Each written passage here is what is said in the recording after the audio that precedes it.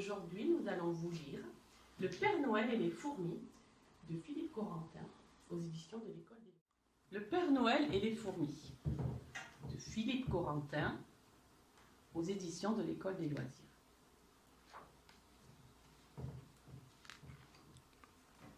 Jadis, quand le Père Noël passait par les cheminées, on pouvait parfois le surprendre. Quelques-uns s'en souviennent encore. Mais les antennes de télévision envahirent les toits. On ne peut plus atterrir, ça devient impossible, s'exclama Scrogneugneux. Scrogneugneux, c'est le renne du Père Noël. Puis, en pénétrant dans une cheminée, le Père Noël s'aperçut qu'elle avait été murée. Un poste de télévision l'avait remplacée. Ça devient impossible, s'exclama le Père Noël, qui dut trouver un autre moyen de livrer ses jouets. Il essaya de passer par les fenêtres. Plusieurs fois, il faillit tomber. Moi, si j'étais toi, lui dit Scrogneugneux, je passerais tout simplement par les portes.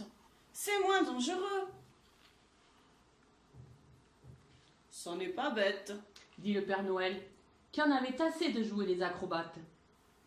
Mais les uns le prirent pour un vendeur de savonnettes et d'autres pour un cambrioleur. Il chercha une autre solution et crut l'avoir trouvée en passant par les vides ordures. « Tu sens le vieux chou-fleur, c'est insupportable !» ronchonna Scrogneugneux qui l'attendait près des poubelles.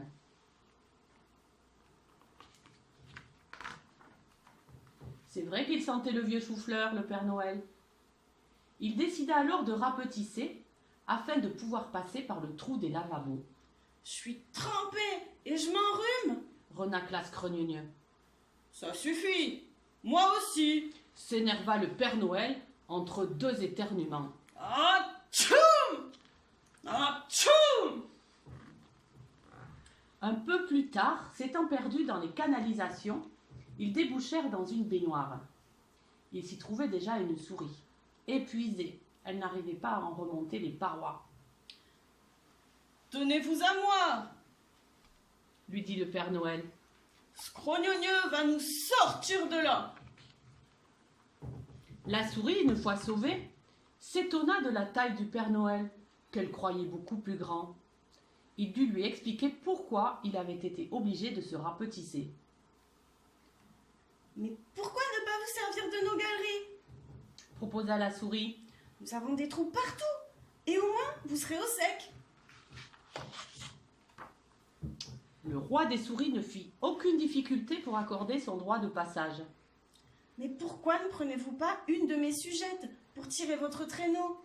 conseilla-t-il au Père Noël. « Elle au moins, elle ne se perdra pas. »« Pourquoi pas ?» dit le Père Noël. « Scrogneugneux est enrhumé, un peu de repos lui fera du bien. » Le Père Noël, en acceptant, n'avait pas pensé au chat.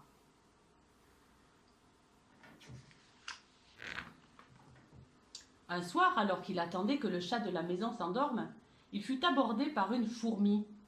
Elle aussi s'étonna de la taille du Père Noël et surtout de son curieux attelage. Il dut encore une fois raconter son histoire. « Mais pourquoi ne pas employer nos galeries ?» dit la fourmi. « Nous en avons autant, sinon plus que les souris. » La reine des fourmis exigea 2 tonnes de miel et 800 pots de confiture de fraises. Elle était très gourmande. Elle était aussi très curieuse. « Et comment les enfants vont-ils retrouver vos jouets devenus si petits, hein ?» « Ne craignez rien, votre majesté. Les cadeaux reprennent leur taille normale dès mon départ. » Le Père Noël retourna chercher Scrogneugneux chez les souris et ils rétrécirent encore un peu plus. C'est pourquoi, aujourd'hui, on ne voit plus le Père Noël.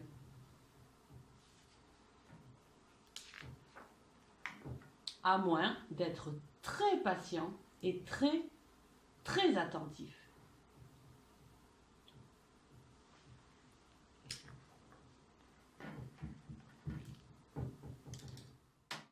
si vous voyez le Père Noël, dites-le nous. Au Au revoir.